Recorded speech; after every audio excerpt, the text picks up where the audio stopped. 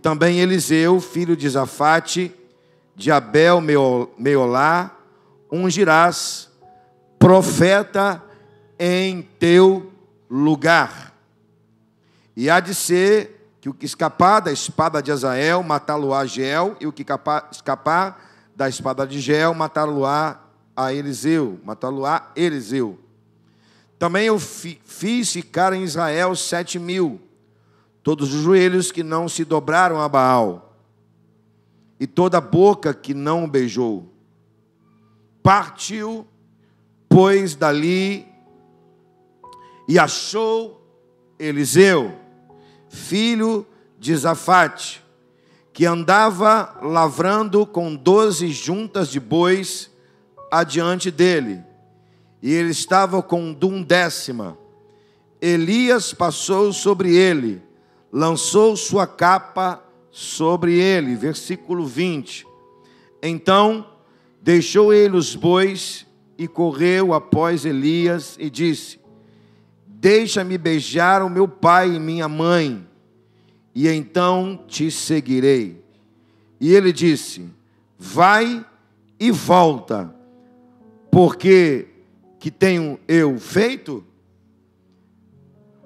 Voltou, pois, de atrás dele, e tomou uma junta de bois, e o matou, e com os aparelhos dos bois cozeu as carnes, e as deu o povo, e comeram.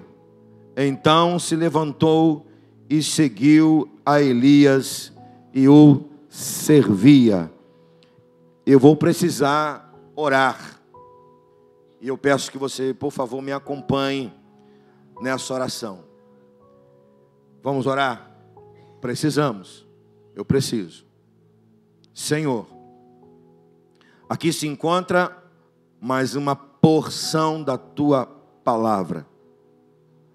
Palavra que por muitos tem sido negligenciada, esquecida. Por muitos tem sido desprezada, vilipendiada. Mas nós estamos aqui, te louvamos, porque cremos na Tua palavra e cremos que Tu és o Deus da palavra. Senhor, pedimos, por favor, no nome de Jesus, Teu Filho amado,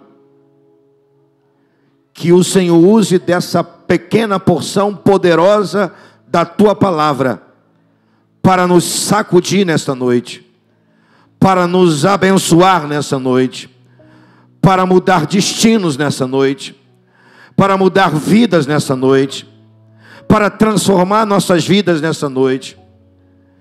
Pai, por favor, eu peço agora no nome de Jesus, que qualquer espírito de distração, qualquer espírito, Deus querido, ó Deus, que tire a nossa atenção, por favor, anule agora, por favor, tire agora. E quero te pedir também, que a nossa mente seja tomada pelo Teu Espírito, a fim de que o nosso pensar seja tão somente no Senhor e naquilo que vamos ouvir. Que os nossos ouvidos sejam tocados agora, para que possamos ouvir o som da Tua voz, e que seja um som de muitas águas, ou como um som de um trovão, ou ainda que possa ser um som de uma brisa suave e leve. Mas fale conosco da forma que o Senhor quiser, da maneira que o Senhor quiser, mas fale conosco no nome de Jesus. Amém e amém. Glória a Deus. Por favor, se você está com seu telefone ligado, com volume, que eu acho que eu estou com o meu com volume, então tire o volume do seu telefone, por favor, como eu acabei de tirar o meu aqui. E você não vai precisar usar o seu telefone para ligar para ninguém, nem receber mensagem de ninguém. Quem vai falar com você é Deus. A mensagem que você vai receber é de Deus. Se você for usar o seu telefone para anotar, fique à vontade. Mas você não vai precisar usar o seu telefone agora para outra coisa senão para notar o que Deus está falando através da sua palavra. Eu quero falar sobre os segredos do chamado de Eliseu. Não faz muito tempo, ministrei aqui uma palavra baseada em Isaías 6, com o tema, como dizer não a um chamado divino. Hoje, o Espírito Santo, mais uma vez, está me levando e nos levando a esse extraordinário assunto chamado vocação, ou chamado. Eu tenho meditado, meus irmãos, em alguns assuntos nos últimos dias. Eu tenho, assim, pensado em alguns assuntos nos últimos dias, pensado como pastor e pensado como crente. Mais como crente do que como pastor. Mas não tem como não deixar de pensar como pastor. Como crente eu tenho pensado em alguns assuntos. Eu vou dividir com você os 5 assuntos que eu tenho mais pensado nos últimos tempos como crente. Não necessariamente nessa ordem, ou em ordem de importância, mas tenho pensado nesses assuntos. E o assunto que eu tenho mais pensado nos últimos dias é sobre vida devocional. O assunto que tem mais mexido comigo nos últimos tempos é vida devocional. Depois de vida devocional, o assunto que eu tenho mais pensado, que tem mais mexido comigo, é sobre arrebatamento da igreja. Ontem foi sábado. Sexta-feira, por exemplo, uma irmã aqui da igreja pediu para que eu pudesse preparar um estudo sobre escatologia. Porque tudo que tem acontecido no mundo tem nos levado a pensar sobre a volta de Jesus, escatologia, igreja, grande tribulação, passa, não passa. Eu tenho pensado muito nisso. Outro assunto que eu tenho pensado muito é sobre o comportamento dos crentes ante ao secularismo e o neoliberalismo. Tenho pensado muito sobre isso. Qual o nosso comportamento como crentes, como servo de Deus, ante ao secularismo e o neoliberalismo? Como temos agido, pensado, falado, meditado e de certa maneira combatido ao presente século. Paulo vai chamar isso de presente século. O século da apostasia, o século do espírito da Babilônia, secularismo. Mas também eu tenho pensado, irmãos, em outro assunto. E tenho meditado muito sobre esse assunto, e eu vou deixar o último, que é o que nós vamos falar nessa noite mais uma vez, mas eu tenho pensado muito sobre isso, discipulado. Principalmente quando eu voltei a dar aula no seminário, o diretor da FABERJ me chamou, agora na virada do semestre, me chamou para voltar a dar aula, depois de seis anos fora da sala de aula no seminário, ele me chamou. Eu falei, olha, eu vou te dar aqui uma matéria para você dar, vou te dar aqui as opções. Abriu a tela do computador e a primeira opção que apareceu foi discipulado de espiritualidade. É essa que eu quero. Precisa passar mais outra não. É essa que eu quero. Tenho pensado muito sobre isso. Tenho pensado muito sobre a ordem que nós recebemos de Jesus para fazer discípulos, se estamos verdadeiramente fazendo ou não discípulo de Jesus. Mas tenho pensado sobre esse assunto que eu quero dividir com você hoje, baseado na experiência de Eliseu, sobre chamado, vocação. Pastor Fernando Brandão, que é o diretor da Junta de Missões, da nossa Junta de Missões, ele falou uma frase que eu nunca esqueci.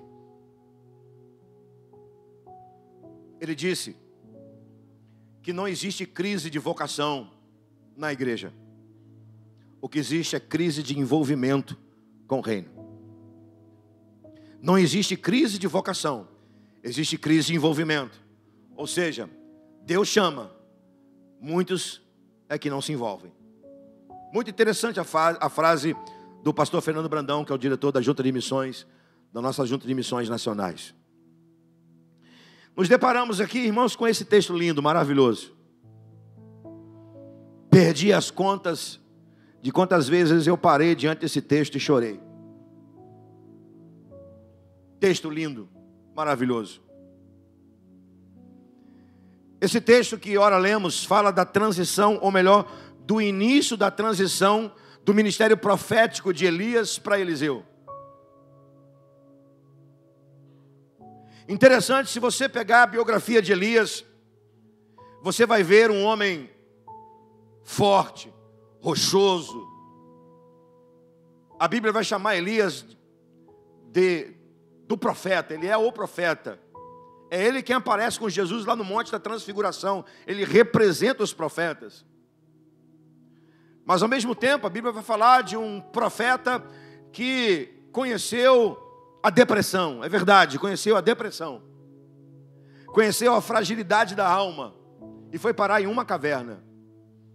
E você conhece a história, não vou ler, senão dá vontade de pregar outro sermão. Mas lá Elias foi tratado por Deus.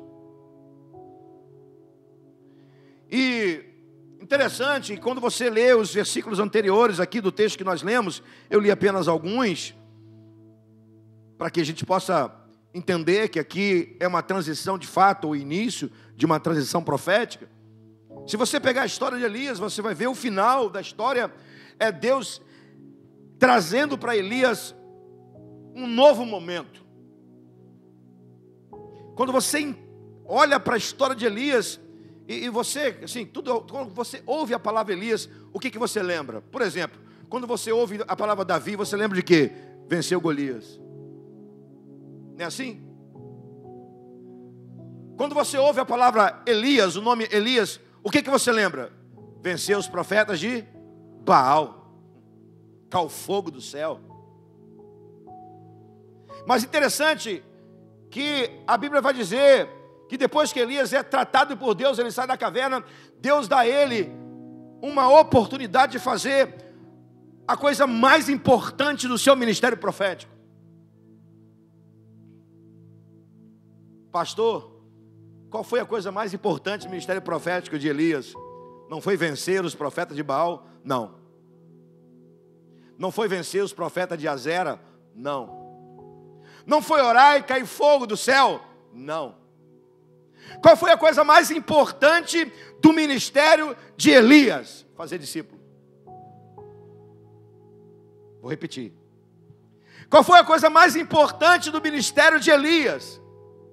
Foi vencer os profetas de Baal, de Azera, no Monte Carmelo. Foi orar e pedir a Deus que descesse fogo do céu. E desceu mesmo o fogo do céu. Consumiu o holocausto e tudo mais. A coisa mais importante no ministério de Elias foi isso? Não. A coisa mais importante no ministério de Elias foi fazer um sucessor. Foi fazer um discípulo. Por isso que você, quando leu esse texto comigo, você percebeu que Deus está dando a Elias essa oportunidade. Deixa eu dizer uma coisa para você, fazer discípulos é oportunidade. Por isso que você leu comigo aqui do versículo 15 ao versículo 18, Elias dando as costas para o seu tempo profético de homem forte, de homem assim, rochoso no espírito, na alma, dando as costas por um tempo, ele foi usado ousadamente por Deus e partindo em direção a uma terra chamada Abel-Meloá, para encontrar quem? O seu sucessor. Você faria isso? Você teria coragem de virar as costas para coisas grandiosas que você fez e se virar para um lugar onde você sabe que lá você vai escolher, ou melhor, lá você vai trabalhar alguém que vai suceder você? Forte, né?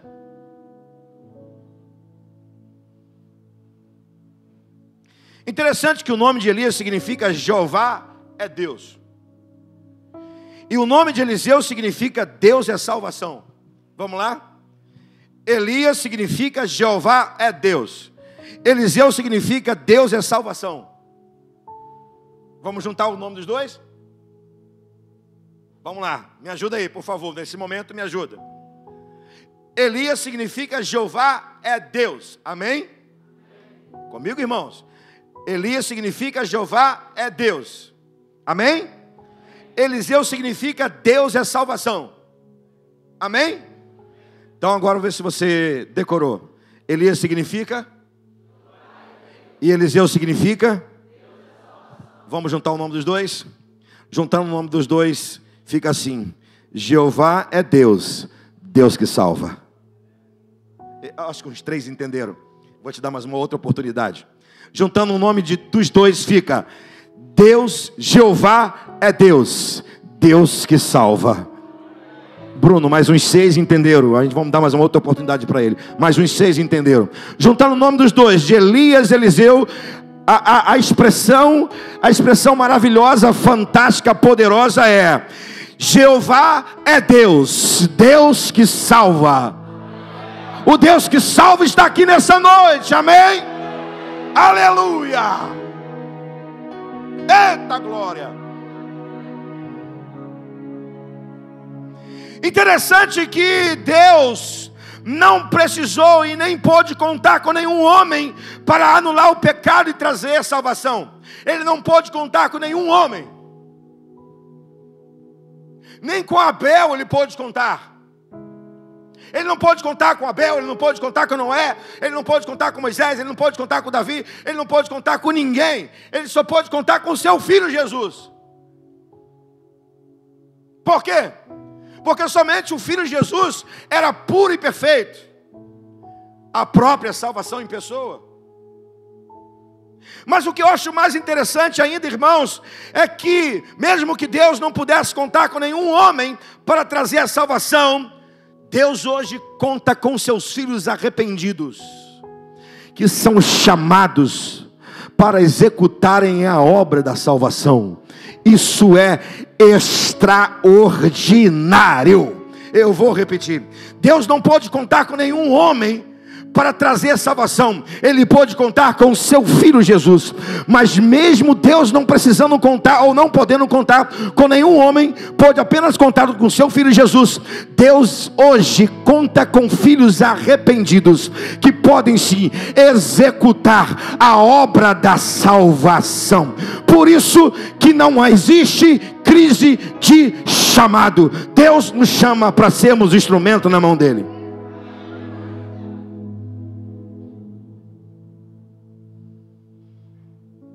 Vamos então aos segredos, ou às revelações do chamado de Eliseu. E eu espero que Deus fale profundamente em seu coração, irmão. Quantos estão dispostos a ouvir a palavra de Deus? Diga amém. Amém. Aleluia. Comigo, por favor.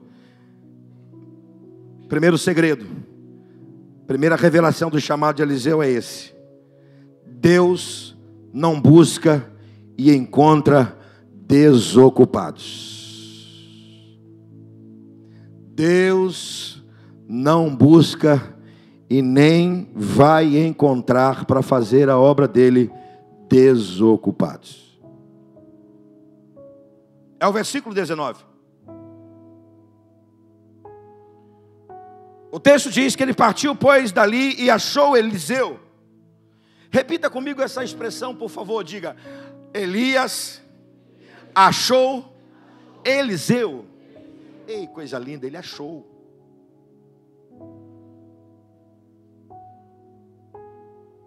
Elias aqui representa Deus. Significa dizer que Deus achou alguém que ele está buscando na pessoa de Elias. Eliseu estava parado e ao mesmo tempo em movimento, mas sempre ocupado. Não é confuso, não é distorcido, não é contraditório dizer que Eliseu estava parado e em movimento. Vamos ver isso. Ele está ao mesmo tempo parado e em movimento. Como assim Eliseu está parado? Parado aqui não é estagnado. Parado aqui é alguém que está aguardando em Deus, dando um tempo para Deus, aguardando o tempo de Deus.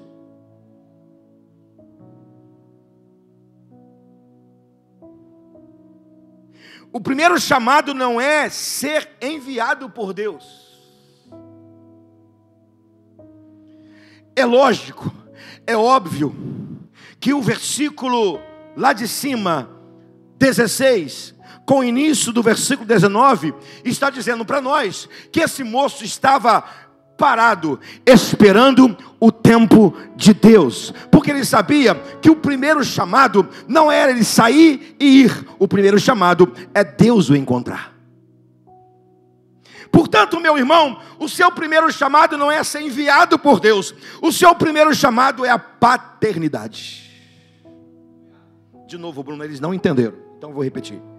Seu primeiro chamado não é ser enviado por Deus. Seu primeiro chamado é estar na presença de Deus. Seu primeiro chamado é desfrutar da presença de Deus. Seu primeiro chamado é estar junto a Deus. Quando você ler Gênesis, você não vai ver Deus visitando Adão e Eva e dando a ele tarefas, ou a eles tarefas. Você vai encontrar Deus na virada do dia, se apresentando para ter relacionamento com Adão e com Eva. É lógico, é óbvio que quando Deus manda Elias ir até Eliseu, Deus já havia encontrado Eliseu.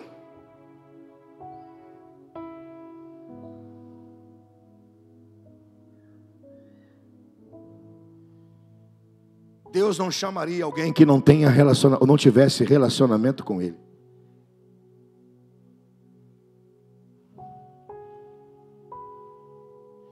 Talvez esteja aqui a chave para o nosso entendimento. Porque a seara, ela é grande e são poucos os trabalhadores.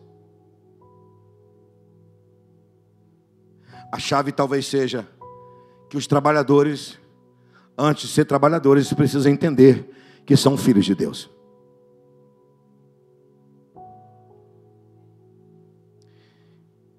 Então Eliseu está parado. Mas parado não é estagnado. Parado é dando tempo para Deus. Quanto tempo você tem dado para Deus? Quanto tempo você como filho tem estado na presença de Deus? E o texto vai dizer que Eliseu está em movimento. Deus não chama desocupado. O texto vai dizer que quando Elias encontrou Eliseu, ele estava andando, lavrando a terra. Ele está lavrando a terra. O que é alguém que lavra a terra? Ele está lavrando com arado. Hoje não se usa quase arado, só em alguns lugares bem rústicos, bem interior do interior do interior. Hoje se lavra a terra com trator e com máquinas agrícolas das mais altas capacidade de fazer a coisa andar rápido. Tecnologia moderna. Estamos falando de arado de boi. O texto vai dizer que quando Elias encontrou Eliseu, ele está segurando a mão no arado, cortando a terra. A pergunta natural é: quando alguém está arando a terra, está arando com qual finalidade? Diga comigo: preparando a terra para receber a semente.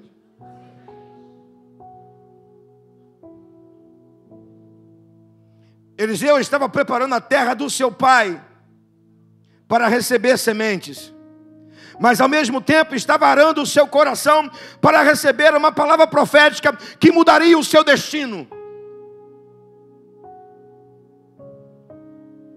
Que tal nessa noite você preparar seu coração para receber uma palavra, uma semente, porque a Bíblia diz que semente é a palavra é a semente. Que tal você preparar seu coração? Que tal você pedir o Espírito Santo para arar seu coração, para cortar seu coração, para receber uma palavra profética que possa mudar o seu destino? Agora, como você poderá receber uma palavra profética que vai mudar o seu destino se você não dá tempo para Deus? Se o seu coração, eu não sei nem se existe essa palavra na nossa língua portuguesa, incortável.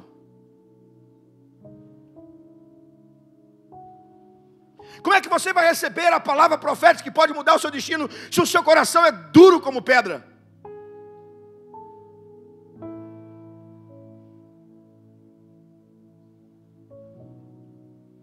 Entendeu? Que até a forma de Eliseu se mover era profética. E claro, não vamos entrar naquela coisa que tudo é profético, por favor. Mas aqui é. Está arando a terra, está preparando a terra para receber a semente. Mas ao mesmo tempo seu coração estava sendo preparado, porque ele sabia que a qualquer momento uma palavra chegaria ao seu coração para mudar o seu destino. Sabe que tem tanta gente que não consegue viver o destino de Deus, porque não consegue abrir os ouvidos para receber uma palavra. Ei, abra seu coração, não deixe seu coração fechado. Deixe o Espírito Santo preparar seu coração nessa noite, para que você possa sair daqui com o seu destino profético mudado no nome de Jesus. Deus não está em busca de pessoas desocupadas. Eu chamo a atenção para você para um outro detalhe. Eliseu está escondido atrás da 11ª junta de bois. Eram 12 juntas de bois. 12 juntas de bois dá 24 bois. Cada junta tem 2 bois. E o povo do interior diz que é assim, um boi novo e um boi velho. Porque o boi novo tem a força e o boi velho tem a direção. A linha vai reta. O texto diz que Eliseu estava escondido atrás da 11ª junta. Lá pela 10ª junta de boi. Ele está escondido. Mas na perspectiva de Elias, não de Eliseu. Preste atenção nisso. Se você guardar isso, eu vou ficar satisfeito. Quem está vendo é Elias. Quem está trabalhando é Eliseu. Elias está vendo alguém escondido. E quem está escondido não para de trabalhar. Epa. De novo. Quem está procurando está vendo escondido. Quem é procurado está trabalhando. É assim para quem quer ser usado por Deus. Deus está procurando, está escondido. Atrás de quê? Atrás da devoção e atrás do serviço, atrás do trabalho. É assim que Deus chama. Deus chama quem está escondido atrás dele, atrás da devoção. E Deus chama quem está escondido, servindo a Ele. Deus nos chama desocupado.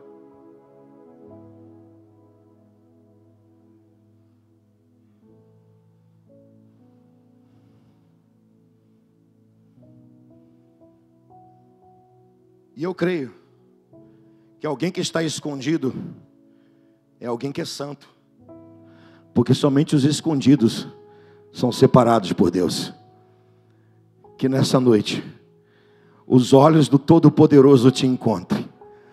Eu sei que você nesse momento não está trabalhando, mas nesse momento você está na presença dele. Que os olhos do Todo-Poderoso te encontrem nessa noite. Se você está escondido nele, que ele te encontre, porque ele procura verdadeiros adoradores que o adorem em espírito e verdade, mas ele também procura trabalhadores para a sua seara. Segundo segredo do chamado de Eliseu é: Deus não precisa dar detalhes para quem ele tem propósitos. Primeiro segredo, Deus nos chama desocupados. Segundo segredo, Deus não precisa dar detalhes para quem ele tem propósitos.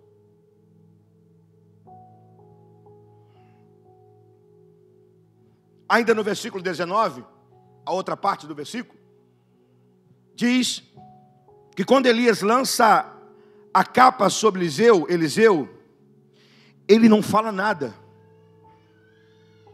Pode ler no texto, vamos ao texto.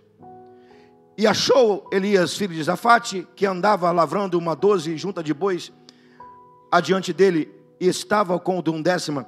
Olha o versículo 19, a última parte do versículo 19. Elias passou por ele e lançou sua capa sobre ele.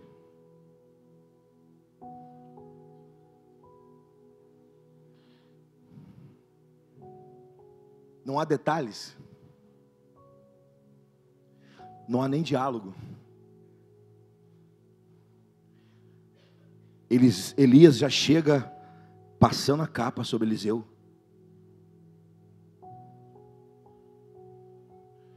Não existe palavra detalhada. Não existe uma palavra que pudesse dizer a Eliseu assim: olha, Eliseu, você sabe o que está acontecendo com você agora? Olha, Eliseu, você pode acreditar que Deus vai te sustentar. Você pode acreditar que Deus vai te levar a assumir o meu lugar no tempo certo. Não existe palavras. Existe um ato. Eliseu entendeu na hora o significado de Elias lançar sobre ele a capa. Não existe detalhes por meio de palavras. Existe um detalhe por meio de um ato. Essa capa era feita de pele seleta de animal, material fino. Na verdade, essa capa era veste do profeta. O profeta andava com essa capa, eram as suas vestes. Essa capa representava a autoridade profética de Deus. Elias não dá a capa a Eliseu, ele passa. Por que ele não dá a capa? Ele passa a capa. Porque naquele momento não era para Eliseu assumir o lugar de Elias. Naquele momento é para Eliseu apenas entender o seguinte: a autoridade está comigo, mas um dia vai para você. Antes disso, você precisa viver processos. Sem viver processos, não se chega no propósito. Você só conseguirá viver o seu propósito se você se submeter a processos de Deus. Na verdade, Deus não precisa dar detalhes dos seus processos. O que nós precisamos entender é que nós precisamos submeter a eles. Para nós, o mais importante é submeter a processos, para depois viver propósito. Na verdade, o que você precisa não é buscar altos detalhes. O que você precisa é abaixar sua cabeça e submeter aos processos de Deus. Porque uma vez que Eliseu abaixa a cabeça e sente a capa passar sobre ele, Eliseu está sentindo que Deus acabara de confirmar em seu coração que ele teria um propósito. O que você precisa fazer nessa noite é abaixar sua cabeça e sentir o toque poderoso do Espírito Santo te envolvendo, e você sentir que Deus tem para você um propósito.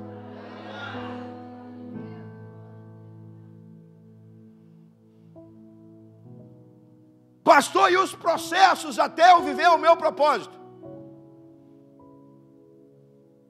Os processos serão difíceis?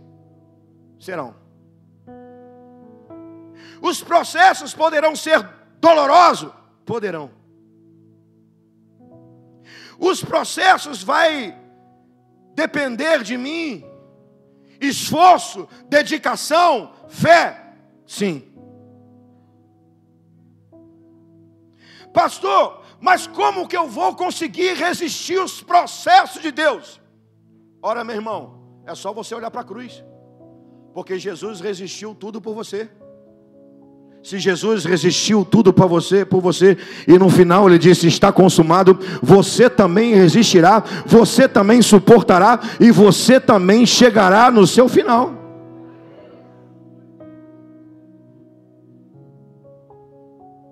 Amém?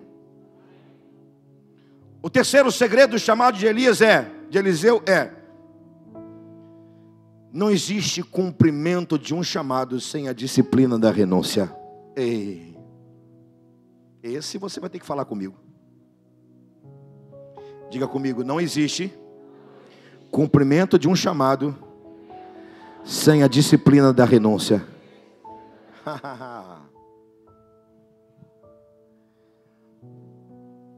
O verso 20 diz que então deixou ele os bois, já falando de renúncia.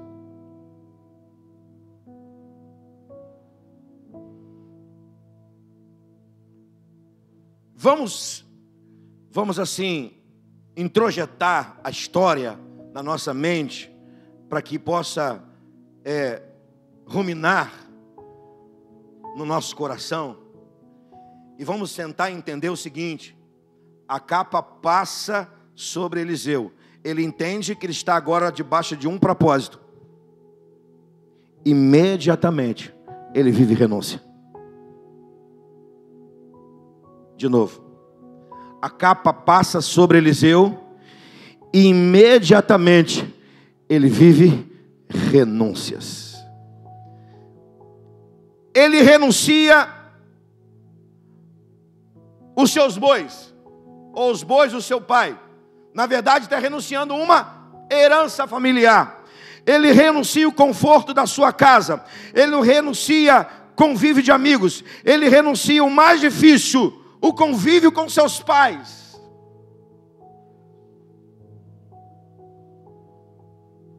E por fim, diz o texto que ele vai queimar os carros e os aparelhos.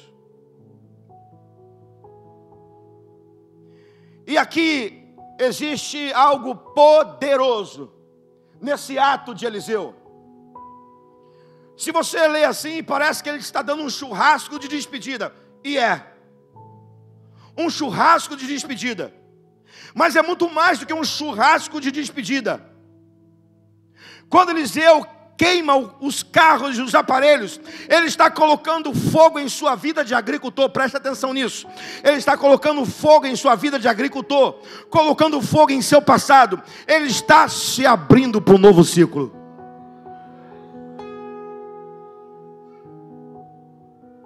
Na verdade, ele está queimando um ciclo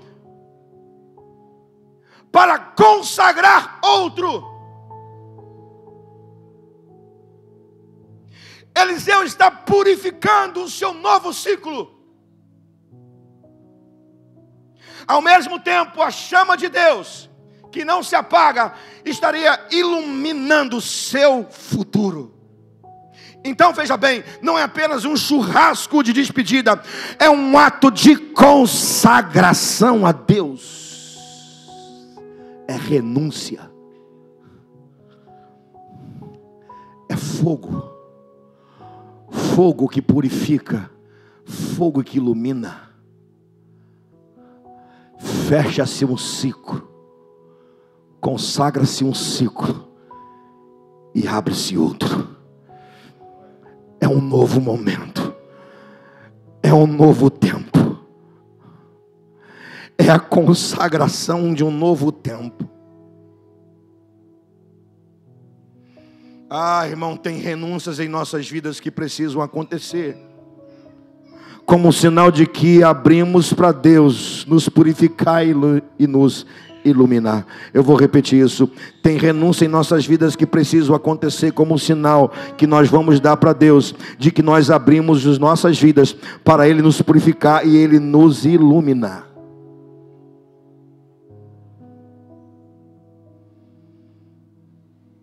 Ouça isso, o ponto de partida da nossa jornada como cristãos é a salvação. Mas o ponto de partida de Deus para fazer algo grandioso, extraordinário, através das nossas vidas, é a renúncia. Qual é o teu ponto de partida, ou melhor, qual foi o seu ponto de partida como cristão? A salvação. Mas o ponto de partida para Deus fazer coisas extraordinárias através da sua vida, renúncia.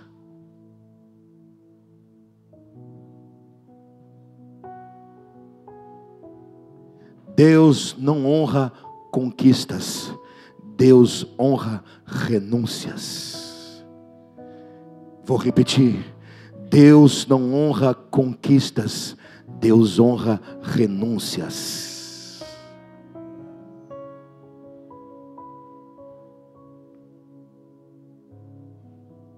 Seremos para Deus, seremos para Ele o tamanho da nossa devoção, do nosso sonho e da nossa renúncia. Aqui comigo, preste atenção nisso. Seremos para Deus o tamanho da nossa devoção, o tamanho do nosso sonho e o tamanho da nossa renúncia. Qual o tamanho da sua devoção? Qual o tamanho do seu sonho? Qual o tamanho da sua renúncia? O tamanho da sua devoção, o tamanho do seu sonho, o tamanho da sua renúncia é o tamanho de Deus na sua vida para Ele usar você. Aleluia!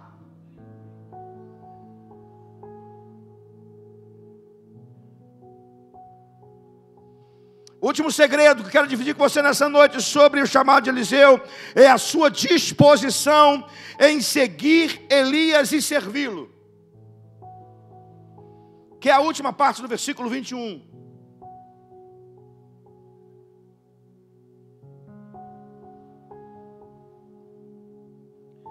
Os processos são rápidos aqui.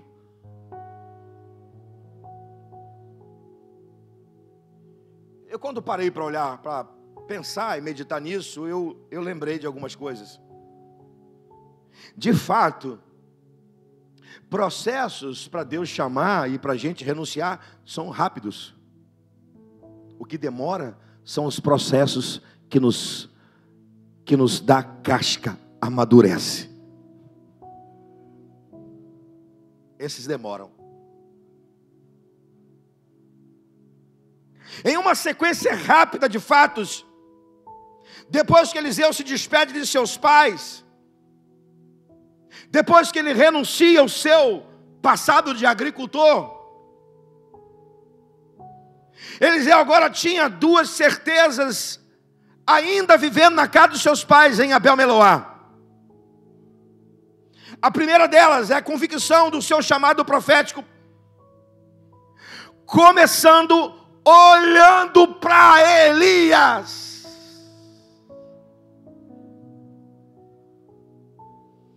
Ele deixa a liderança de seus pais e passa a submeter a liderança do profeta. Veja bem, é uma troca de parâmetro, de caráter, de referência. Qual era a referência dele até aquele momento? Seus pais. Qual era a referência dele a partir daquele momento? Elias.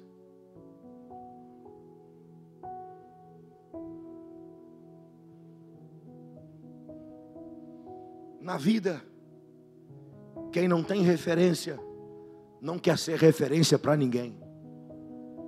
Vou repetir. Na vida, quem não busca referências, não quer ser referência para ninguém.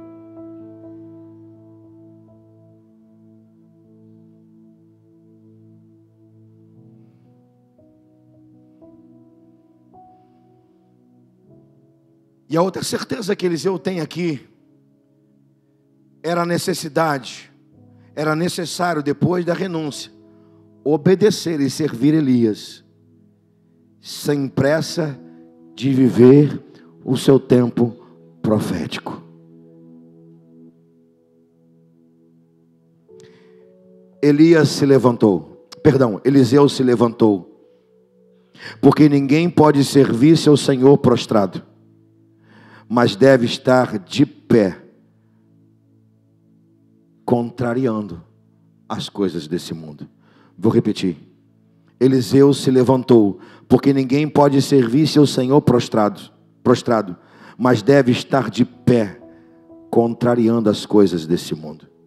Eliseu seguiu Elias, porque ninguém pode andar com o seu Senhor e não seguir de fato, pois então nunca terá sucesso no seu ministério. Eliseu servia a Elias. Existe uma frase que você conhece muito bem: quem não vive para servir, não serve para viver.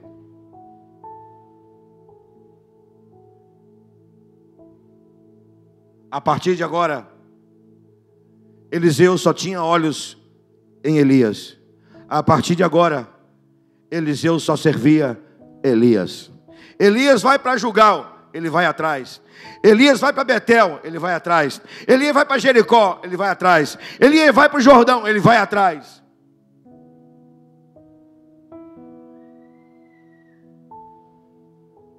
Se você deseja ser um Josué, aprenda a submeter a um Moisés. Se você deseja ser um Samuel, aprenda a se submeter a um Eli. Se você deseja ser como Davi, aprenda a dar valor a um ungido de Deus como Saul. Se você deseja ser um Paulo, aprenda a submeter a um Ananias, a um Barnabé. Se você deseja ser um Timóteo, aprenda a submeter a um Paulo.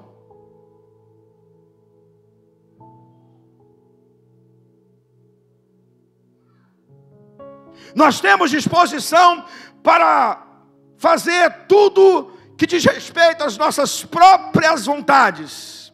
Temos disposição para sair e buscar lugares à sombra. Temos disposição para acumular tesouros na terra, onde a traça, a ferrugem consomem. Mas o nosso maior problema é ter dificuldade a submeter a um discipulado, a obedecer, a servir alguém, a servir a igreja.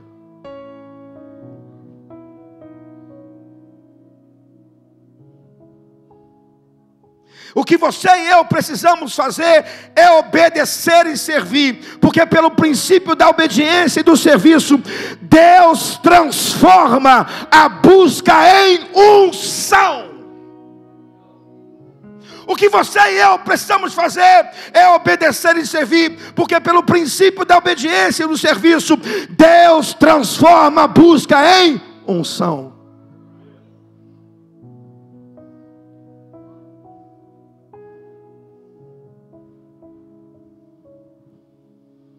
Eu preciso ir para a parte final, lendo com você, já o segundo livro de Reis, capítulo 2.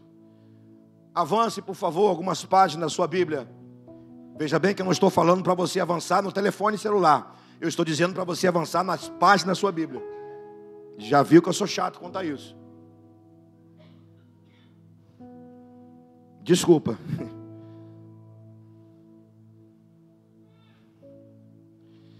Capítulo 2. Não vou ler tudo.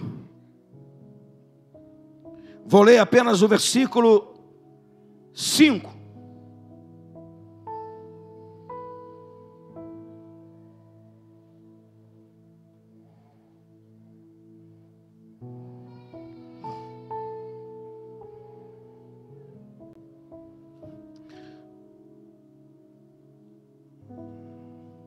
Segundo Reis, capítulo 2. Ou melhor, eu não vou ler o 5 não. Vou ler o versículo 8.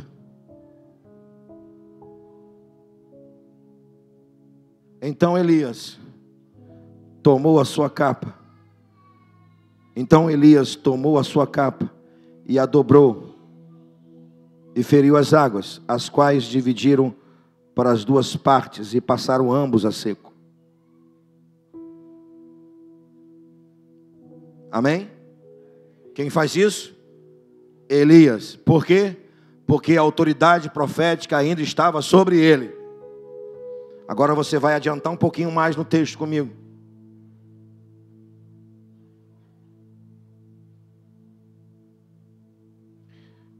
Vá para o versículo 12.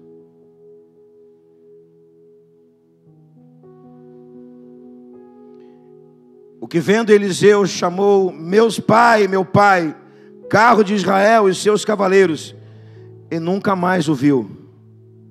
E tomando das suas vestes, as rasgou em duas partes. Também levantou a capa de Elias, que lhe caíra, voltou-se e parou à borda do Jordão. Eu vou parar aqui.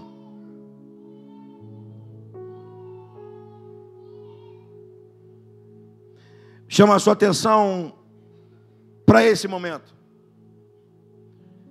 Eu vou adiantar para a gente terminar. O que começa no capítulo 19 de 1 Reis, termina no capítulo 2 de 2 Reis. O que começa no capítulo 19 de 1 Reis? Começa uma transição profética. O que acontece no capítulo 2 de 2 Reis? O término da transição profética. Ou seja, agora não era mais Elias o profeta, era Eliseu. Chama a sua atenção, está no texto para a gente ganhar tempo, e você conhece. Antes de Elias ser tomado em um redemoinho, não é um carruagem de fogo, é um redemoinho. Antes de Elias ser tomado em um redemoinho, Eliseu pediu uma coisa. O que ele pede? Eu quero que você me dê porção dobrada do Espírito que está sobre você.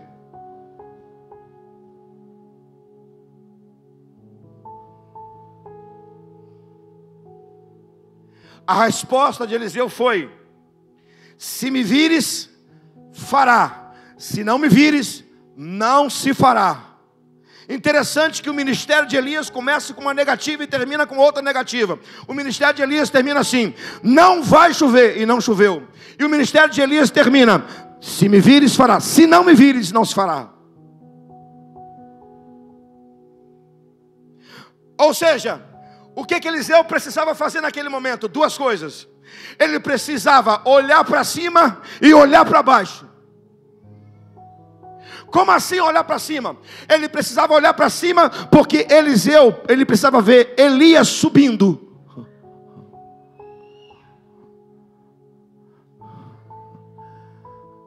A referência subindo para a eternidade. Ele precisava olhar para o alto. Irmão, não podemos tirar os olhos de cima. A gente precisa olhar para cima, porque é do alto que vem todas as coisas. É lá de cima, da eternidade. Foi para lá que a nossa referência maior foi Jesus Cristo. Quando Elias sobe, o que cai? O que cai? A capa. Então, Eliseu, que precisava olhar para cima, agora tinha que olhar para baixo. E para olhar para baixo, ele tinha que abaixar. Detalhe, eles estavam à beira do rio Jordão. O que isso tem a ver? É só você ir perceber o significado do rio Jordão. Jordão significa aquele que desce. Ou seja, Eliseu precisava agora descer.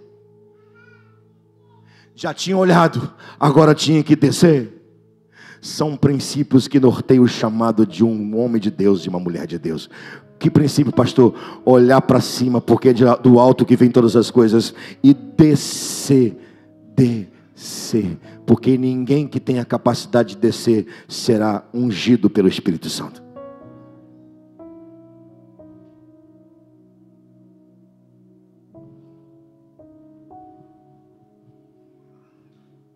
O texto vai dizer que agora Eliseu pega a capa e coloca sobre si. Pega o manto e coloca sobre si.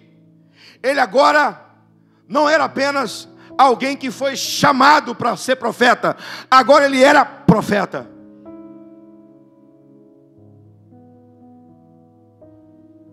É claro que para aquele momento a capa era um símbolo da autoridade do Espírito que estava sobre Eliseu.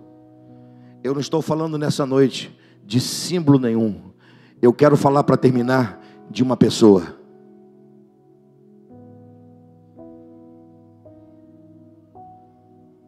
De duas pessoas. Aquele que subiu e aquele que desceu. Aquele que subiu, Jesus Cristo. Aquele que desceu, o Espírito Santo. Porque aquele que subiu enviou aquele que desceu. E é aquele que desceu, que nos enche de autoridade para viver o nosso chamado. E aquele que desceu está entre nós nessa noite. Aquele que desceu, o Espírito Santo. Ele quer cobrir você da autoridade para que você possa viver o seu chamado. Por isso Ele está te chamando nessa noite. Ele está te chamando porque Ele acredita que, revestido da autoridade do poder dEle, você vai bem longe. Você vai ser usado por Deus. Alguém pode dizer amém? Alguém pode dizer aleluia? Alguém pode dizer: eu creio que o Espírito Santo está aqui nessa noite para me cobrir de autoridade e poder. Aleluia!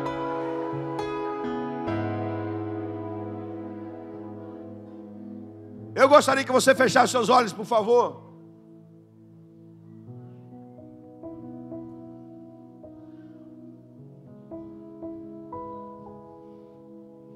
Eu gostaria que você ouvisse as últimas palavras dessa mensagem. Depois eu saio de cena e deixo você com o Espírito Santo. Mas eu preciso que você feche seus olhos, incline a sua cabeça, porque você vai ouvir pela última vez nessa noite a voz do profeta. Eu espero que você ouça a voz do Espírito.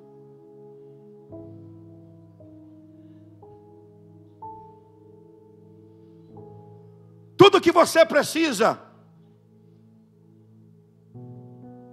é continuar servindo. Tudo que você precisa é submeter um processo para viver um propósito. Tudo que você precisa de renúncia. Tudo que você precisa é servir. Tudo que você precisa é colocar a mão, não no arado, mas colocar a mão no ministério que Deus te deu, agarrado a Deus. Tudo que você precisa é submeter a um processo para você viver um propósito. Tudo que você precisa nessa noite é viver renúncias. Tudo que você precisa nessa noite é servir a Jesus e a igreja de Jesus. É tudo que você precisa.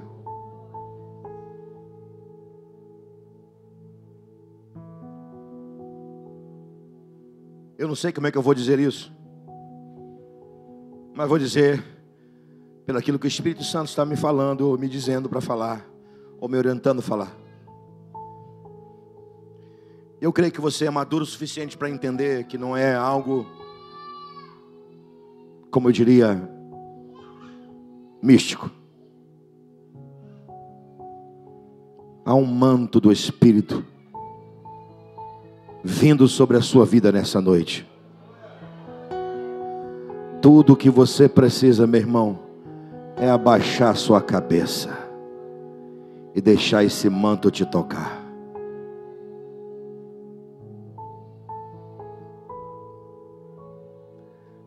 A minha pergunta é: vai abaixar a cabeça? Vai sentir o toque do Espírito, do manto do Espírito?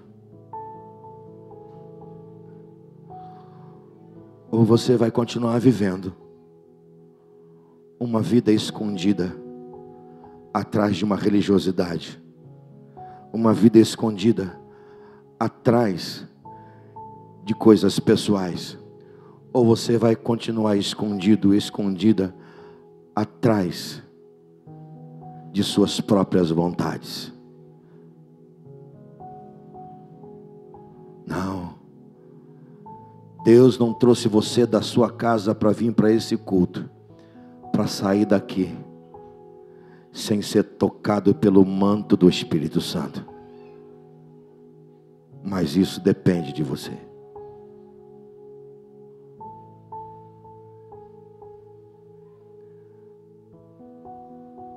Há um toque do Espírito sendo preparado para você nessa noite, meu irmão, minha irmã.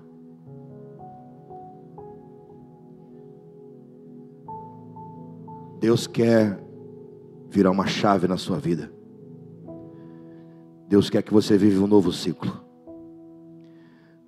Deus está te chamando à presença dEle, porque Ele quer te enviar da presença dEle.